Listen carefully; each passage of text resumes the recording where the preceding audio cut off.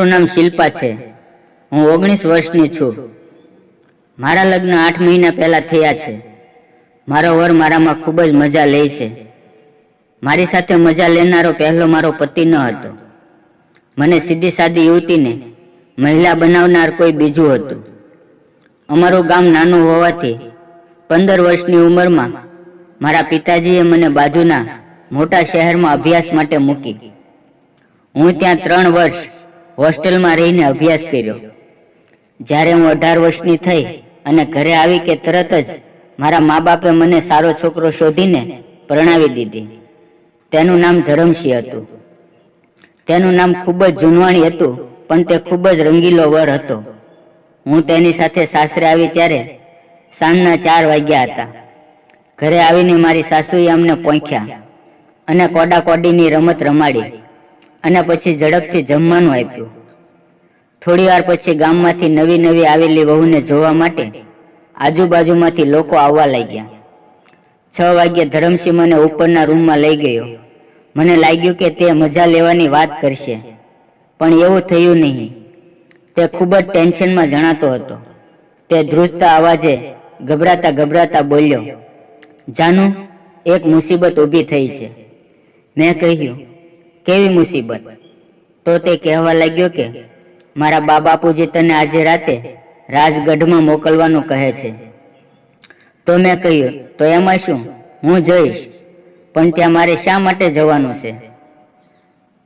થરથરતા અવાજે ધરમસિંહે મને જે વાત કહી તે સાંભળીને મારા પગ નીચેથી જમીન સરકી ગઈ।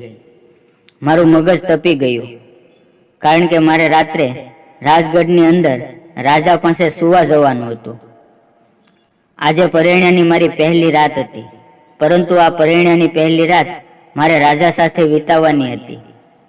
તે વખતે મને જાણ થઈ કે મારા સાસરિયામાં એવા ધર્મમાં આસ્થા હતી જેમાં રાજાને અવતાર માનવામાં આવતો। બાકીના બધા સ્ત્રીઓ અને પુરુષો આમ લોકો હતા।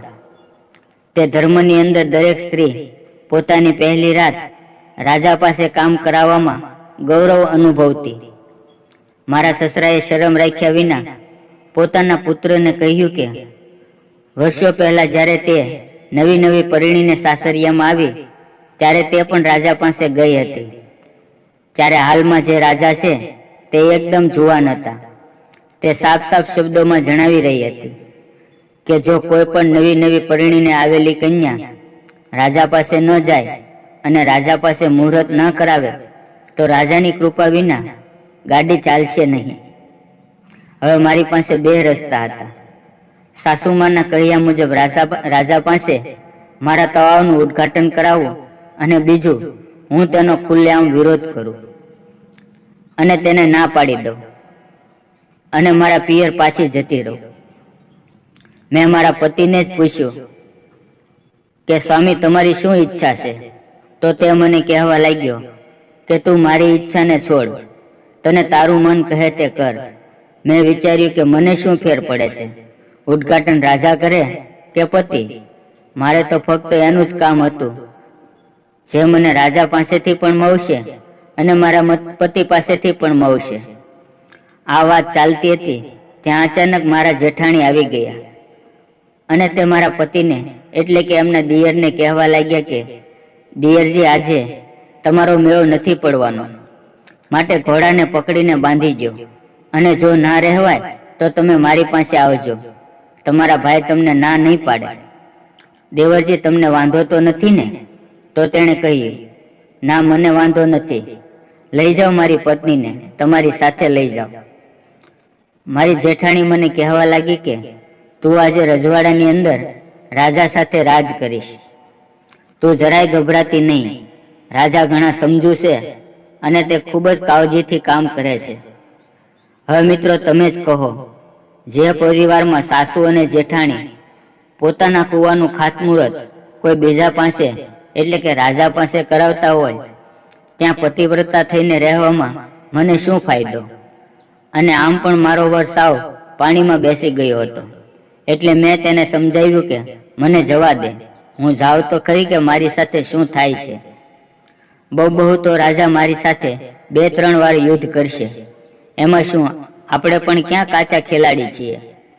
સાંજ પડી મારા સાસુમાં અને ઘરની બીજી સ્ત્રીઓએ મારો શણગાર કર્યો, મારા મોઢામાં સાકરની કાકરી મૂકી અને મને આશીર્વાદ આપ્યા અને એક ખાસ ગાડીમાં બેસાડી વાજતે ગાજતે છેક રાજાના ગઢ સુધી મૂકવા આવ્યા. મને નવાઈ લાગી તો ત્યાં જ્યારે રાણી સાહેબાએ મારું સ્વાગત કર્યું અને તરત જ એક દાસીએ મારો હવાલો સંભાળી લીધો અને મોડી રાતે તે લોકો મને રાજાના રૂમમાં મૂકી ગયા. રાજા રૂમમાં આવ્યા અને મને રમાડવાની શરૂઆત કરી અને ધીમે ધીમે મને પણ મજા આવવા લાગી. રાજા સોગઠાબાજીની રમત 3 વાર રમ્યા અને રાજા પણ મારાથી ખૂબ જ ખુશ થઈ ગયા. બીજે દિવસે જ્યારે હું ઘરે આવી તો ઘરે મારા સાસુએ ફરીવાર મારું જોરદાર સ્વાગત કર્યું. આજે મારા પતિદેવ મારી સાથે રમત રમવાના હતા. મારા પતિદેવ પણ ખૂબ જ સુંદર ખેલાડી હતા. તે પણ નવી નવી તરકીબો અને નવા નવા દાવ અજમાવીને મને પછાડવાની કોશિશ કરતા, મને હરાવવાની કોશિશ કરતા, પણ હું એમ હારું તેમ ન હતી. હું પણ તેને રમતની અંદર પૂરો સહકાર દેતી અને અમે બંને ખૂબ જ આનંદ કરતા. પરંતુ રાજાએ ફરી એક વખત રાજમાંથી હુકમ કર્યો કે આજે રાત્રે મને રાજમહેલમાં તેડાવી છે.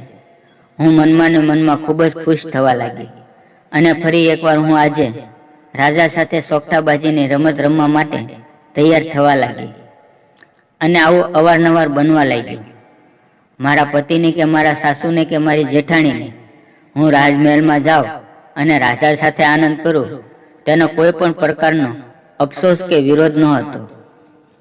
આથી હું પણ જ્યારે ઘરે પાછી આવતી ત્યારે રાજા સાહેબને કહીને આવતી કે 2 દિવસ પછી મને પાછી બોલાવો, આપણે ખૂબ જ આનંદ કરીશું.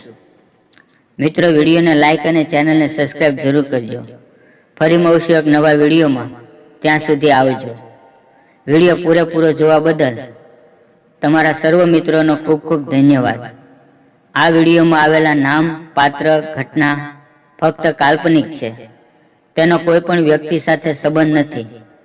આ વાર્તા ફક્ત ને ફક્ત મનોરંજન માટે બનાવવામાં આવેલી છે. ધન્યવાદ.